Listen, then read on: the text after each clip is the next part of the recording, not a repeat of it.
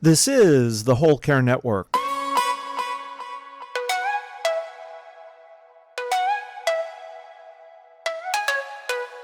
Helping you tell your story one podcast at a time. Content presented in the following podcast is for information purposes only. Views and opinions expressed in this podcast are solely those of the host and guest and may not represent the views and opinions of the Whole Care Network.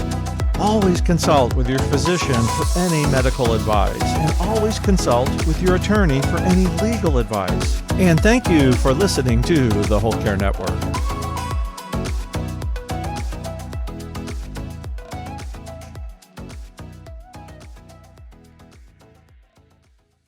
Radical presence and massive acceptance allow me to get so much joy out of him being able to squeeze his hand. So we can see beauty in even the tiniest moment, and we can make wise choices in even the most challenging moments.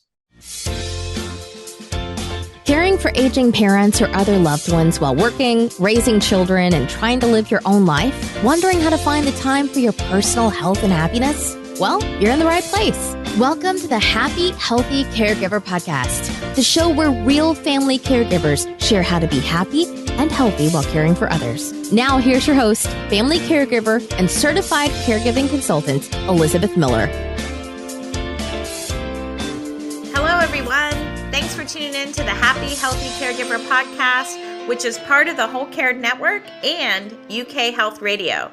If this is your first time listening, welcome. This is a show produced bi-weekly to help family caregivers integrate self-care and caregiving into their lives. Each episode has an accompanying show notes page, so if you would like more details about the topics, the products, and the resources we speak about, you'll find the show notes by going on the website happyhealthycaregiver.com, and underneath the podcast menu, click the image for today's show. Do you know about WCN University?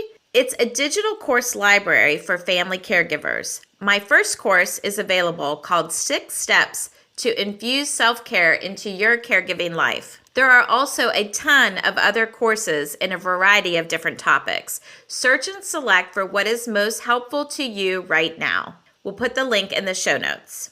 For today's segment of what I'm reading, I wanted to share with you that I'm reading American Dirt by Janine Cummins. This was a book chosen by my book club, and it was also an Oprah book club pick. Let me tell you, it's addictive. It's about a Mexican woman and her son that are heading from Acapulco and heading north to escape the cartel that is after them. Warning, your heart rate may increase while you're reading this book, and I promise that you're never going to look at migrants and immigrants the same.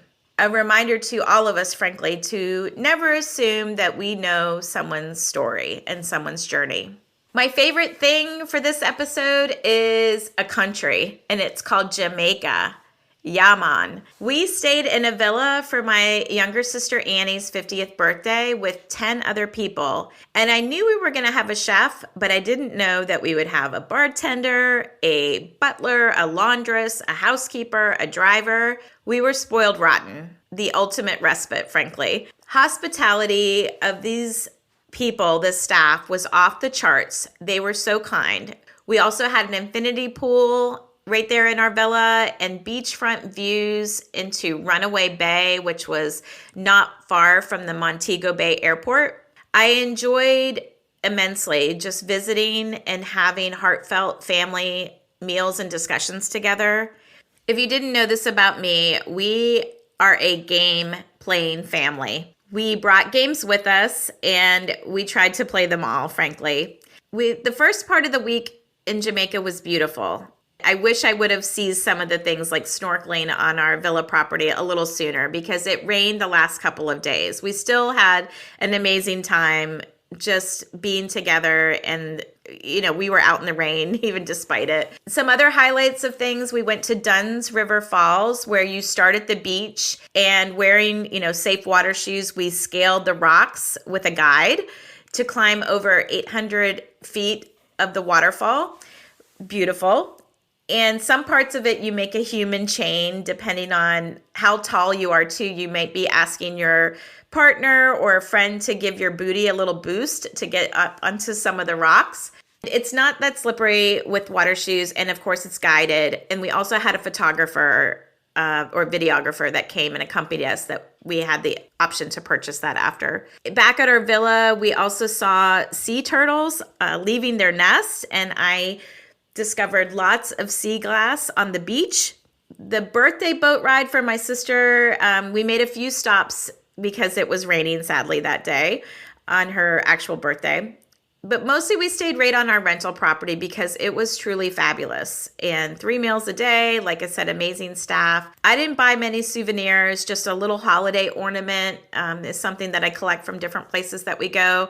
And I did buy some Blue Mountain Jamaican coffee, which is something that they served us that's made right there on the island. It's amazing that you can, I'll put the link in case this is something that you would want to organize a trip for a group of friends or a family. It's 6 bedrooms and all of the staff, and you pay a flat rate for the week depending upon whether it's high season or not. And then, of course, you have to pay for your airfare and your food. Worth every penny that the Miller family spent. We really enjoyed ourselves. Rarely unplug completely from work. I did post a little bit of my 31 days of healthy on Instagram when I remembered, but I was completely unplugged mostly from social media and from email in particular. Email has been really a lot to manage these days, so I was grateful for the break. So this week's favorite thing, Jamaica. And I'll also post a Instagram reel that I created, a recap of our trip so that you can see what that's like. Before we get into today's Caregiver Spotlight episode, I want to shine a light on our episode sponsor, theultimatecaregivingexpert.com. Caregiving for an older adult without a plan can be daunting. Luckily, Tina Scowlin of theultimatecaregivingexpert.com knows how to help family caregivers thrive. One way Tina can help you is through her online caregiver course called The Ultimate Secrets to Caregiving. Her comprehensive course covers everything from giving confident care to following a proven caregiving system that provides for your loved one needs while offering you peace of mind. The course even includes lessons on how to handle difficult behaviors and avoid caregiver burnout. The ultimatecaregivingexpert.com also gives caregiver support group, helpful workbooks, and advice articles. If you're a caregiver looking for even more support, check out theultimatecaregivingexpert.com. This Caregiving Spotlight episode is shining the spotlight on Sue Ryan. Sue Ryan has been in the roles of family caregiving for more than 40 years. Her mission is to empower individuals to maximize and accept the potential opportunities that change will bring. Sue moved from feeling frustrated, overwhelmed, and yes, sometimes frightened, to confident, balanced, and supported, navigating the transitions in her life, her care receivers, and those who support them on their journey. She shares what she has learned through her speaking, coaching, and writing. In this episode, we talk about creating a caregiving-friendly work environment, preparing for a natural disaster, strategies for guilt-free decision-making, and other valuable resources to help you navigate the caregiving journey. Enjoy the show. Welcome, Sue, to the Happy Healthy Caregiver podcast. So glad to be here. I know. I'm delighted that you're here. And we always kick off the show with a little bit of words of wisdom from the Happy Healthy Caregiver jar. And so I wanted to get your thoughts on this. It says, the meaning of life is to give life meaning. I love that. I lived through something. I don't use those exact words. I believe that each one of us is here for a purpose, and for us to explore our purpose so we can live our life on purpose. And our life has meaning because we live the reason that we are here. That's so true. And for those of you that aren't watching the video, Sue has like great background stuff. It says inspire and create with all of her, a lot of intellectual self-care I see behind you with a fabulous bookshelf. So applause for all of that. Well, Sue, I mean, I've introduced you to the group here, but you've had many, many caregiving roles and support roles over 40 years of of your life, over the 40 years, a portion of your life. And 3 of your family members were close to you, including your grandma, your dad, and then overlapping care with your husband, Jack. Yes. And you're in your 11th journey, I think you shared with me about of love and diagnosis. I love how you phrase that. But share with us a little about caregiving and what that role's been like for you. Sure. When I went to school, there was no part of the curriculum I was looking at as far as being caregiver. I wasn't even in the medical field. And yet, and I'm a person of faith, it kept being brought into my life, starting in, like my 20s, that becoming a caregiver. And I have been in a variety of roles of caregiving support since then. And it's taught me a lot about myself. It's connected me with my purpose. Hence, there are no surprises. The question that you asked me was so relevant for that. And I've been in different kinds of roles with it. And my grandmother was the first one that was so close to me. And then it was my dad, and overlapping my dad was my husband, Jack. And we're in our 11th year of our journey of love together with his diagnosis of Alzheimer's disease. And it has continued to progress. And yet we still have these beautiful, beautiful moments that we share. And sometimes it's just a hug or a smile. And yet there's so much love in it. And so every caregiving journey has been different. And what I realized is that journey kept being brought into my life because it is part of my purpose for life, which is why I'm creating the things and doing the things I am to help others. Good stuff. Good stuff. I mean, 11 years is a long time with your spouse. And, I coach caregivers. I do lead support groups. And a lot of people, does Jack live with you or lives in memory care? He lived with me earlier, and when it became safer for him to live in a memory care community, that's where we moved him to. I love the way you phrase that, because I think, and I ask you that because I know you, and I know you'll share, but a lot of caregivers that I coach and talk to grapple with guilt around doing this, considering other options. And if you're comfortable, share a little bit about what that decision-making process was like for you. Oh, sure. And there was no guilt associated with it. One of the things that I did is my 2 goals in my whole caregiving journey with Jack are that he is safe and happy. So every decision I make, every person I talk with, everybody knows those are my goals. As he's a very social person, and as he was progressing, it was requiring more and more effort to get him into social situations that were acceptable for him where he was. He's also a larger person than I am. And what I recognized is that when he went into what I call the dementia moments, when he wasn't really aware of where he was or what he was doing, those were times when it would be potentially difficult for me to keep him safe or to keep me safe. So the combination of wanting him to be able to be in an environment where he could be socially stimulated, and having him be in an environment where he would physically be safe no matter where he was in his mental state, and that I could also be safe and not be worried continuously about my safety and his. It made it very easy to know that the wisest decision was to move him into a place where all of those things would be taken care of. Now, that didn't mean I just put him someplace and left. No, of course not. It's still a tremendous amount of investment of my time to be the best primary care provider. And then when I quit being that, to be the care partner with the medical teams. But there's no guilt about it. It's how do you make the wise choice? And it's different for everyone. And yet it felt so good to be able to do it because he thrived. I moved him into an environment and he thrived. Yes, I just appreciate you sharing that, because I'm glad that your situation, there wasn't a lot of guilt involved. We make the best decisions with the information that we have at the time. And, if you're currently in this situation, I know my husband and I, we don't make promises about what might be true down the road. I love your filter of it needs to be happy, it needs to be safe. I have some filters like that with like what I want to take on, like, is it a heck yeah, or is it a no? And that helps me set some boundaries. So I think some of those little tips like that can be really, really good for folks. You shared a confession with me that during your early care journeys, you did not tell anyone in your workplace. You had a thriving corporate career, and because you were afraid that they were either going to let you go or they were not going to offer you some fabulous opportunities that I'm sure that you earned and deserved. Can you expand on that a little bit? Yes.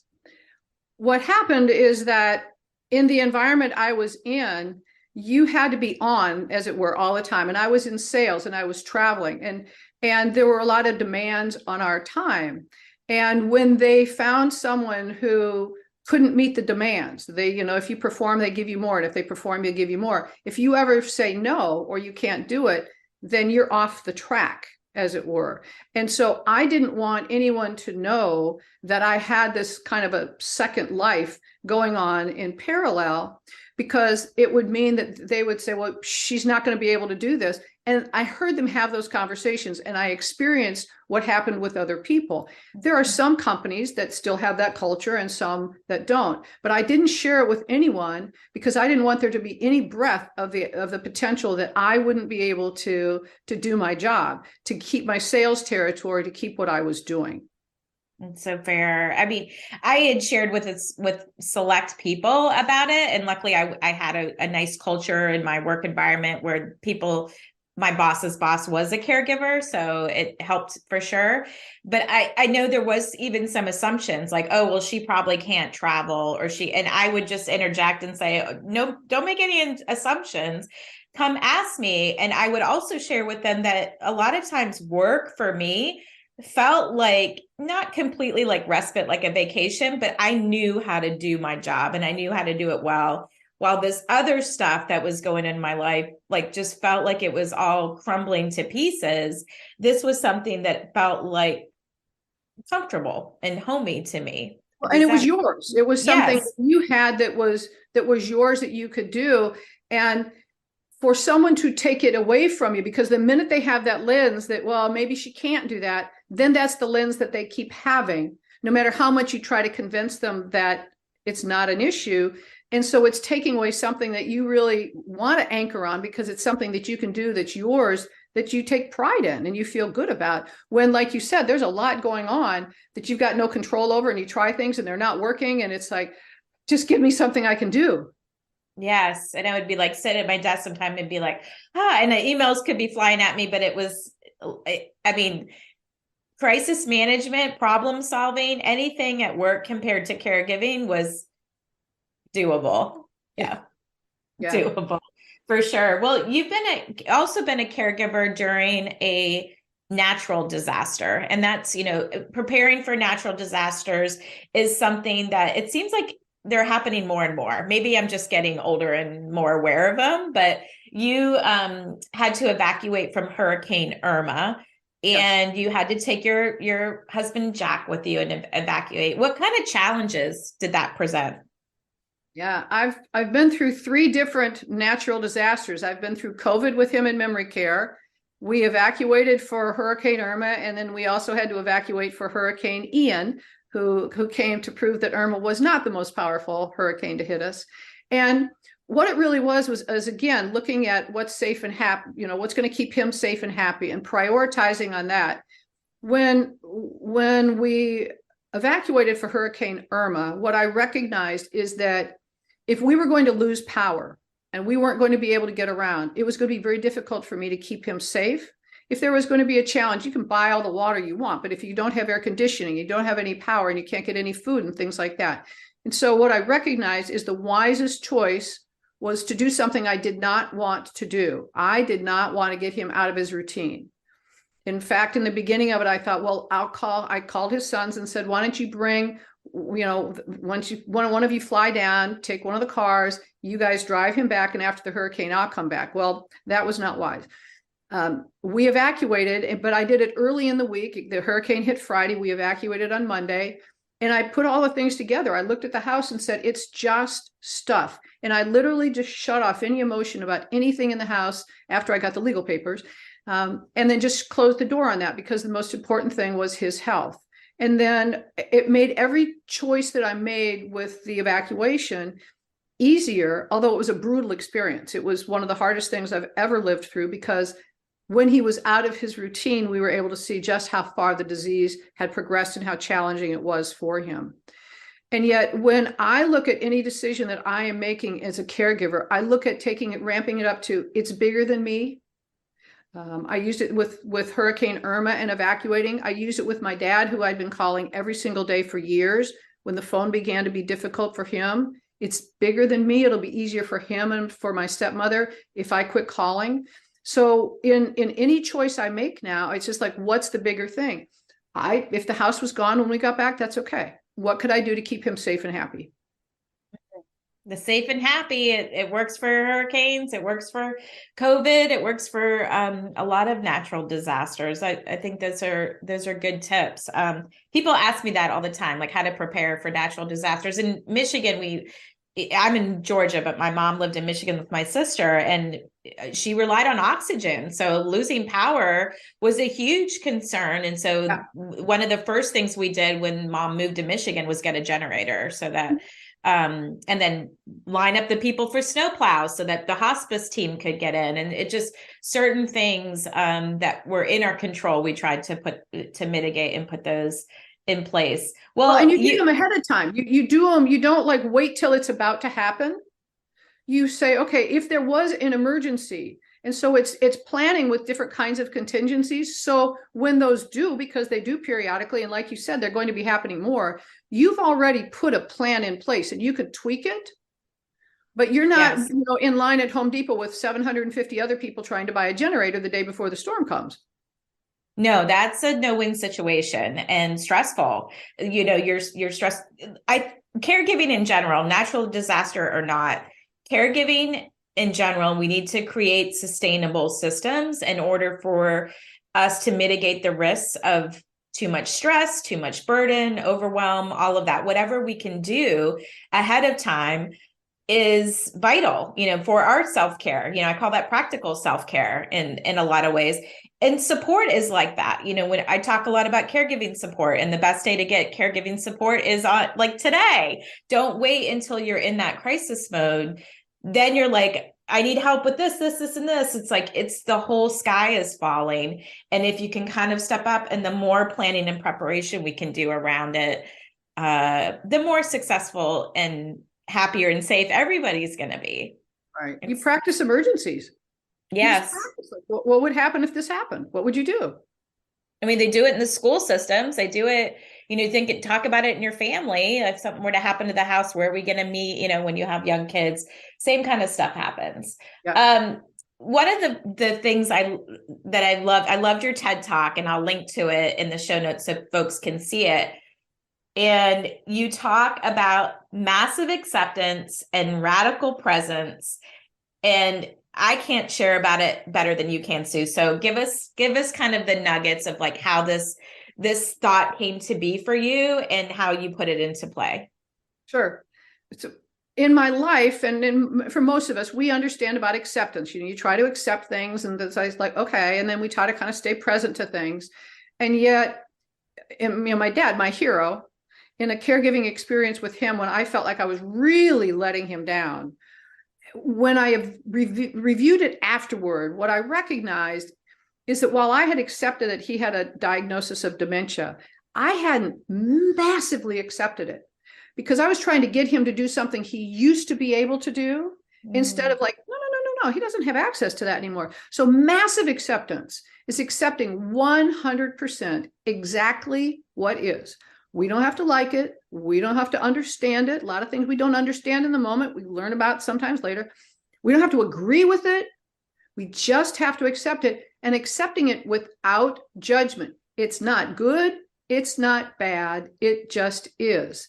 And then the combination of that with not just being present to what's going on. Okay, like I see this is going on, but no, radically present, focused on exactly what's going on in the moment, not through the lens of what we know has been before, not through fortune telling what we think it might be or we're afraid of it, but what is happening in this precise moment. And so when we are completely accepting, okay, this is what it is, and we're focused on exactly what's going on in the moment, we can make the wisest choice in the moment, whether it's a challenging kind of a choice that we need to make or not. but we're not second guessing ourselves. We're not trying to delay it. We're like, okay, this is what needs to be done. But the other gift in it is that with massive acceptance and radical presence, when I go to see my husband on any given day, I have no idea. There are days where he can't open his eyes, he can't connect with me, he can't anything. And yet, maybe when I squeeze his hand, he squeezes back.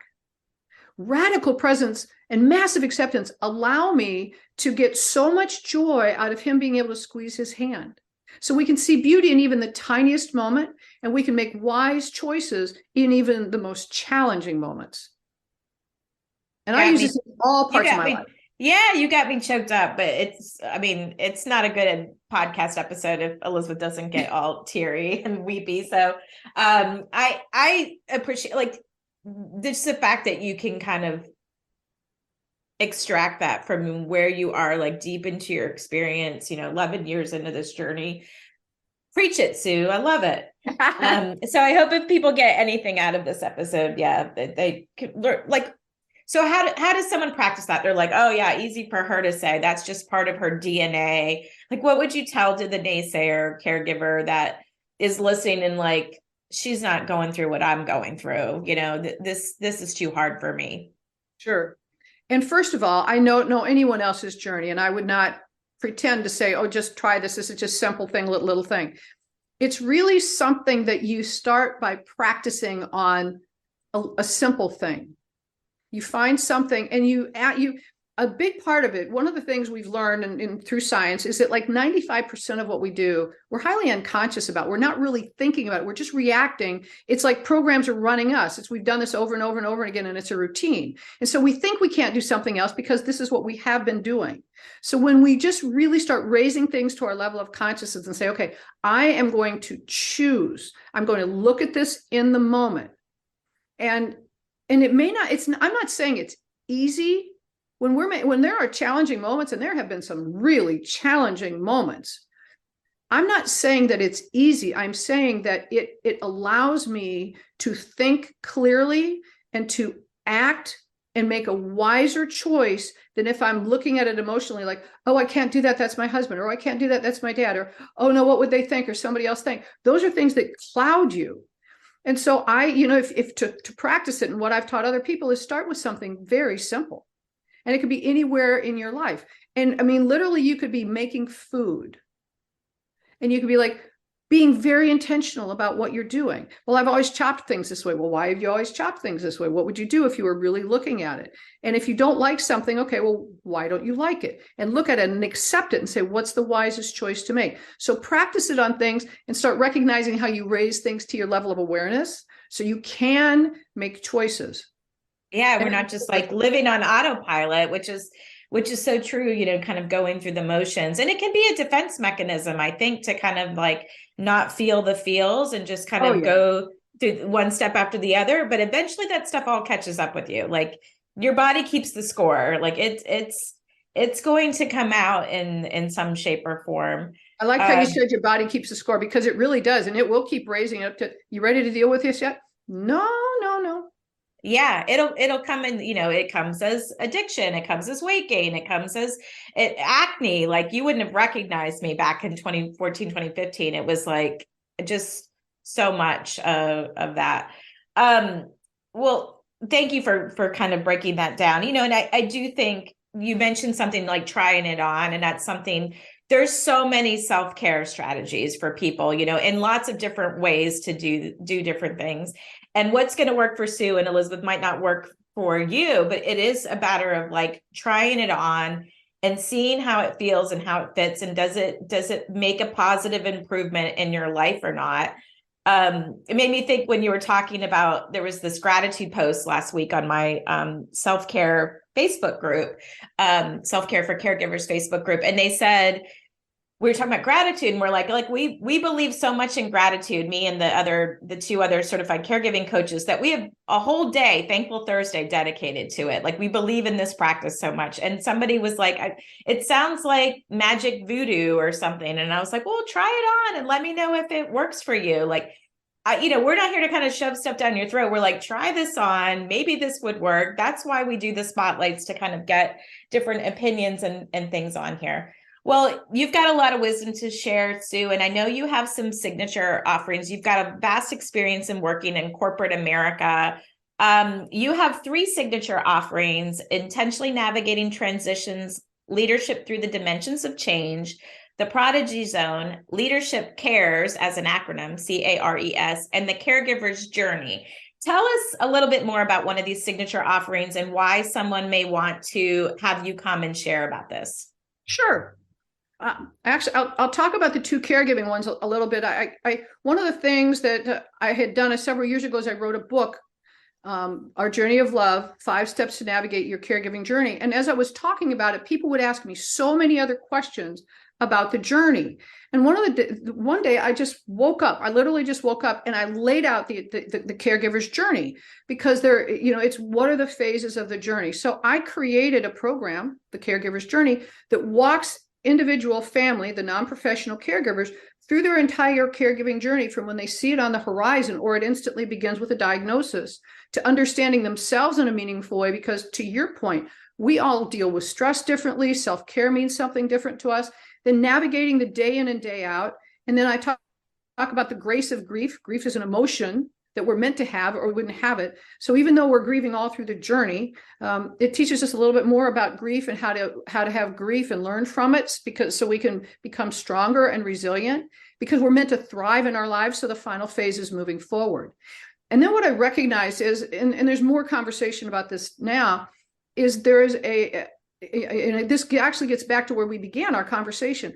There is a huge issue in businesses with people not self-identifying as a caregiver, or being afraid to self-identify as a caregiver. And so businesses don't even whether they don't know how to support family caregivers, it hasn't been raised to their level of awareness, or they've kind of got it on the radar, but they don't know how many caregivers there are.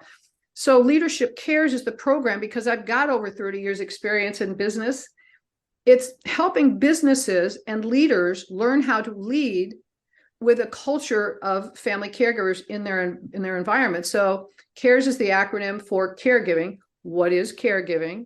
Awareness, how, what's the impact of it? How prevalent is it? Resources, what are some of the resources you can bring into the organization to help build a culture and do that? Empowerment, empowering the leaders, empowering the caregivers, empowering the business, empowering clients, empowering everybody. And then solutions. Do they need to bring in a platform that will help their employees? What solutions fit that kind of a company? So I created that to help businesses be able to support family caregivers. And that is for caregiving for whether it's a child or, whether it's a senior. So it's caring for all people, because family caregiving is not just one diagnosis, not just one age bracket. And you've got, in a business, you've got the CEO, and you've got somebody, who in the more entry level positions. They can all be caregivers. Yeah, I mean, over 60% of family caregivers work outside the home. So the chances, if you're in a corporate environment, you've got people. And again, creating that culture. I loved your acronym of CARES, and how valuable that would be, because we want great people to stay in the workforce. So it's a win-win for companies to give their caregivers the support and the tools that they need, because life is messy and caregiving doesn't stop when they enter into the work environment. And these folks are still amazing employees. Like, think about all the stuff that you juggle and all the crisis management, organization. Like, these are skills that you would want for any of your employees that caregivers possess. Well, and when you look at, like, if you had to have stepped away from your company, and I actually chose to, when I was caregiving with my dad, I actually chose to step away from my company. And that was the right choice. I chose to do it. And we're always a choice. And that's another big part of massive acceptance and radical presence, or so that you're always a choice. And yet, when you look at, Elizabeth, if you as a caregiver, and you were trying to navigate your work, and you were trying to navigate your being a caregiver, and the pressure on you was so strong that you said, I can't do this anymore, and you unfortunately felt the need to pull away from your work. Mm-hmm. If you look at it from the business side, you're expensive to replace. You were a valuable employee. You were doing like that. So from just the pure numbers of a business, if they just looked at you as an asset, they're losing a valuable asset that's expensive to replace, to train, and to all those things. Not to mention the emotions you've gone through because you're separating yourself from something that's so important to you. You just exactly the things that you said. And then you are delving more into being a caregiver. And especially if that wasn't something that you ever chose to do or thought you would be doing, it's draining you more than it's fulfilling you, where your work was fulfilling you. And so as people become aware of this, it's something where, it's positive. It's one of the, it's so trite, but win-win. It really is a win-win for everyone, for the team members, because now if somebody has to call in late, the team already understands there's the dynamic of a caregiver on it, and how do we work around that? And so people can know to be supportive. Yes, I am grateful that I do see the landscape changing in our work environment, that there's affinity groups and employee resource groups being created for caregivers. And I have conversations with, different employers that I'm going to speak to about, some of them have even initiated these things after hearing one of my talks and seeing the conversation that transpires. And so if you're listening to this and you work in a corporate environment and you feel like they could be doing a little bit better, forward this podcast episode to your HR representative, your diversity and inclusion, somebody that you think, mental health, that's worried about the mental health of their company. Those would all be good folks. You mentioned I want to touch briefly too on your book and your course, because those are also things that can help caregivers. Anything that you can expand and add on either of those topics? Sure. The online course is getting ready to come out. It's going to come out next month. And what I did is I intentionally over-delivered. I've got over 150 lessons, and each lesson, there's the video of it. I've created a PDF if somebody wants to just read it. I'm going to have a separate private podcast, so they'll have the audio version if people want to just listen to it. And then I have supporting resources and documents, and I bring in experts in other areas to share on it. And yet what I'm doing is I'm keeping the investment very, very low, because I want as many caregivers as possible to have access to it. So it's a 12-month subscription license, and it's $130. And if they want to buy one and then gift one to someone else, they can gift one at 50%, and that's also a 12-month license. So it's a very simple way to get the course, and yet it's over delivering on the content, and it walks through the entire caregiving journey. So you can learn tips and lessons and strategies and things to be considering and applying. Part of it's how to self-identify, and part of it's navigating grief. There's a section on if you're men and you're struggling. And so there are a lot of different kinds of things that are in there for the whole caregiver's journey. And that also is one of the resources of Leadership Cares. Nice. And so it all intertwined. The book is the book is one way, the course kind of takes that a level, then a way that you can present it to an organization. So I love that it's all kind of interwoven. I know you said the course is going to be new. How will people find out about that?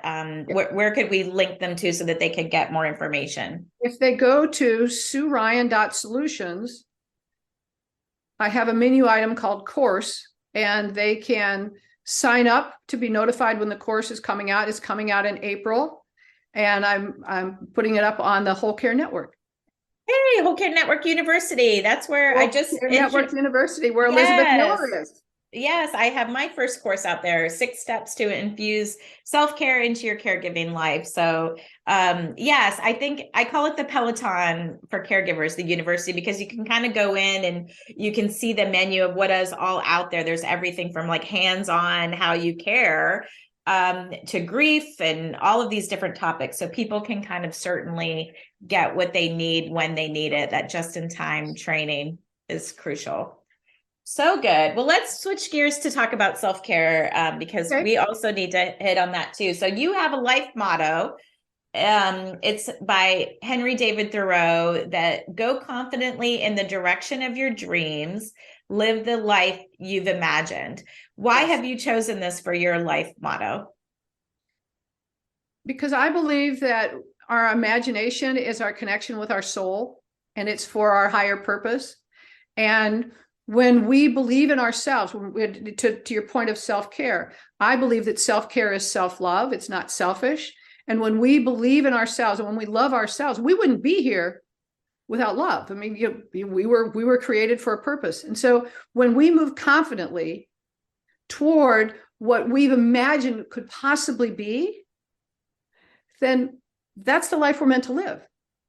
It's not something we're writing down on, we're writing goals on a piece of paper from our head. It's like, well, this sounds like this would be good. It's like, no, like what calls to your heart? And when I started listening to what was calling to my heart and what I could imagine, it changed my life. There you go again, pulling on my heartstrings. I love it. And you have also learned through your education and your intellectual self-care that the understanding of personalities, beliefs, and how we naturally deal with stress has a significant impact on how we navigate our roles of caregiving support. Tell us a little bit more about that. Absolutely. You've probably noticed in your life that when there's a stressful situation, some people become very calm.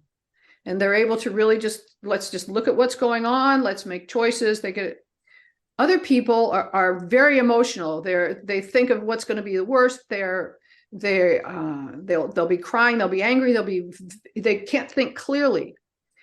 And there are all different ways that people deal with stress, and it's the natural way we do it. So it's been proven that we are naturally wired. We come into the world naturally wired a certain way to deal with stress. And our early childhood experiences and our early childhood environment, when we're very young, form our personality. And that's the way we begin to view the world. And unlike our insurance policies that go back every year and say, hey, did you want to, look back at that, see if it still, works for you? Our beliefs come from that, and everything comes from that. And so we take what we were naturally brought in, the way that we see it. I mean, I don't know how you deal with stress, but you've seen like people, Dr. Jekyll and Mr. Hyde. When things are going well, they're great. And then when things are stressful, it's like, who is that person?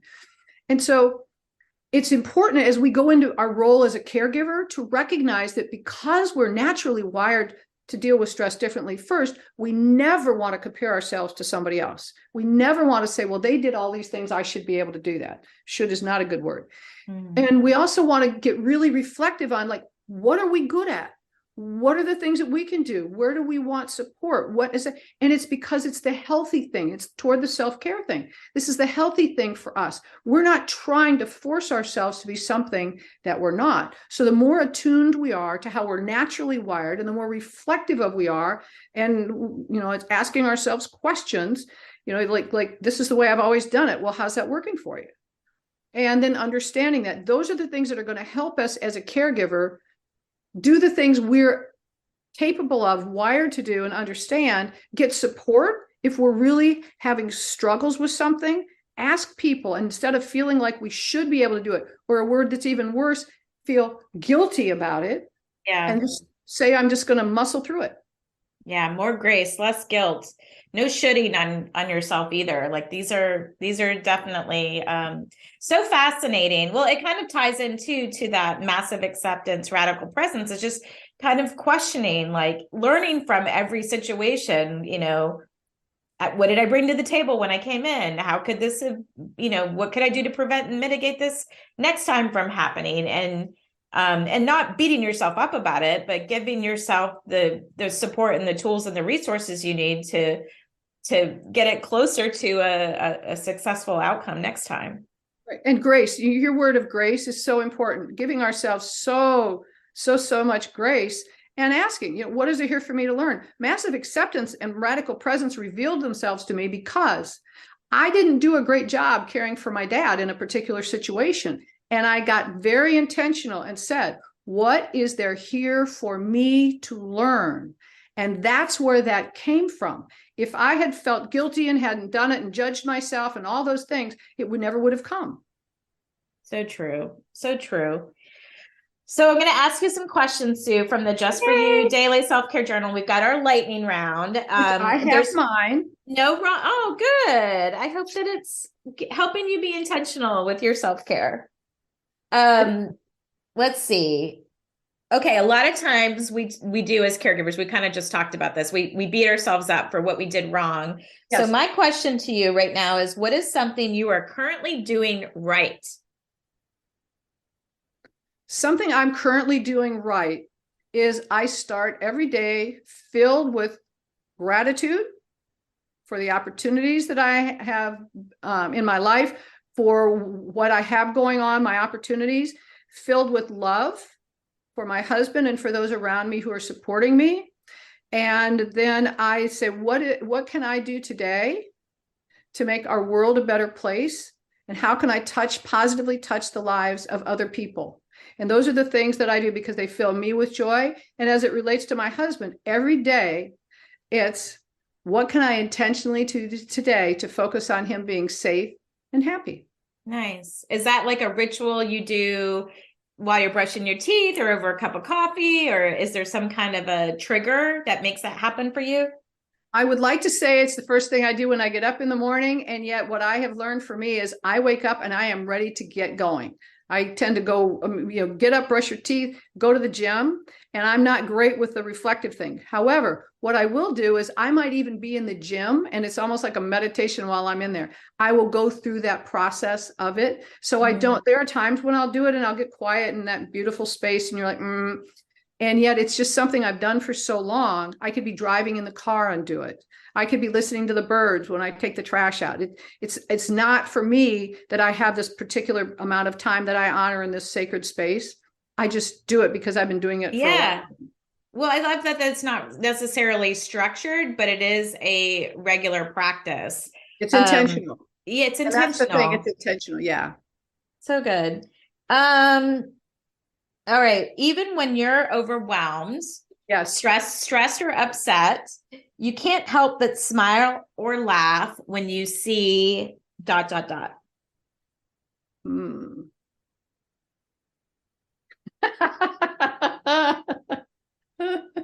Well, you've already pictured it, I think. I have. Somebody taught me this years ago, and I must say it's pretty humorous. When you get really stressed or overwhelmed, go look in a mirror. Look at yourself in the mirror and say, seriously? What can I do to break this down so that this is not who I am in this moment? And so, yeah, I will say that has been something that it's like an awakening, that when I'm stressed or overwhelmed, there's a different look in my face. There's just a little thing. And it's like, does this really what I, represent what I need to be like right now? And so it reminds me that I can break things down. I can, if it's like this, because I'm overwhelmed, that means that there's somebody else I need to be bringing in. And so when I see that and I look like that, it's like, okay, something's got to change. This is not the look for me, like the Dr. Phil thing. So how's that working for you? It's not. Yeah. So and then sometimes I think, like even before like a speaking event or something, I know I'll look in the mirror and I'll do like a Wonder Woman pose and be like, girl, you've done this before, you got this, some self-talk. Yeah. I love it. So name a creative way. I think this is our last one, Sue. Name a creative way you could squeeze a few minutes of physical activity in your day. Oh, what I do quite frequently, I will make, like doing chores or anything, I'll make any of that physical activity. So if I am picking up a bag of trash to take it out, I'll do arm curls with it. If I am reaching for something, I'll do squats. So I look at something that you would normally just do as an exercise. For example, in the cup where I would get a cup, I'll put my arm on the counter and I'll reach over this way. So I do a stretch to get the cup and bring it back. And if I want to throw something out, I'll bend. So I do that all. And if I have company, I have to warn them about that because it does look kind of goofy. I must say it really does. But the other thing I'll do is if I'm doing dishes, I'll stand on one leg for balance. So I do so good things. Yeah. Those are very creative ways. I think the funniest way that I did this when I was definitely in the throw and trying to figure out how to squeeze in more physical activity is I got a lot of hair. It's thick. It takes a minute to dry it. And so I would do a wall squat while drying my hair. If you want to picture what that looks like, it's pretty funny. That's well, I'll do that. I'll do toe raises and that I'll do those while I'm drying my hair. Yeah, and you can lift your knee up. There are lots of different things. When you're brushing your teeth, just think of everything. And the brushing the teeth trick, whatever hand you normally use to brush your teeth, change hands because it's not automatic. So it becomes intentional and you're thinking about what you're doing. That's another thing to be doing. So much stuff to be radically present doing. Yes. Massive acceptance, radical presence. Sue, I have enjoyed this so much. Tell people where they can find out more about you and any closing words of wisdom. The easiest place is to go to SueRyan.solutions. And words of wisdom, I would say after all of my years of everything, is number one, love yourself. Make time to love yourself and to be kind and give yourself grace. And then with everything else, give yourself permission. In your life, give yourself permission not to be the greatest at something, not to have to do it all on your own, not to any of those things. Give yourself permission, and it's permission to ask other people to take away something that you used to do. Lots of giving yourself permission, lots of grace. Good stuff. Good stuff. Thank you so much, Sue, for just sharing all of this good stuff, the good nuggets that you shared today. And I'm just really grateful for our friendship. Well, I'm grateful for our friendship too. And Elizabeth, thank you so much for what you're doing for our community between the podcast and the different ways in the whole world that you're sharing the messages of it. I appreciate you. You're a really good voice for the caregiving community, and I appreciate what you're doing. Thank you. Thanks for filling my bucket today. All right, y'all. Talk to you next time. Take care. Bye. Thanks for joining us today on the Happy Healthy Caregiver podcast on the Whole Care Network. As always, show notes that accompany today's episode can be found on my website, happyhealthycaregiver.com. Just look under the podcast menu for today's episode image, and that will take you to the page with the links and information we spoke about today. You'll also find other resources on the website, along with links to purchase the Just For You Daily Self-Care Journal. When you purchase from my website, you'll get a signed copy and for a limited time, free shipping. If you've enjoyed what you heard today, consider subscribing to the show on your podcast platform. It really helps other family caregivers find the podcast, and you'll automatically receive our bi-weekly shows in your podcast listening queue. Maybe while you're subscribing, consider leaving a 5-star rating and review, or just simply talk it up on your social channels. Let's stay connected. I'm on Instagram and Facebook as Happy Healthy Caregiver. And until we meet again, please take care of you.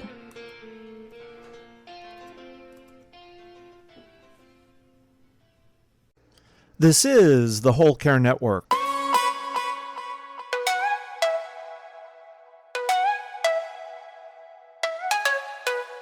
Helping you tell your story one podcast at a time.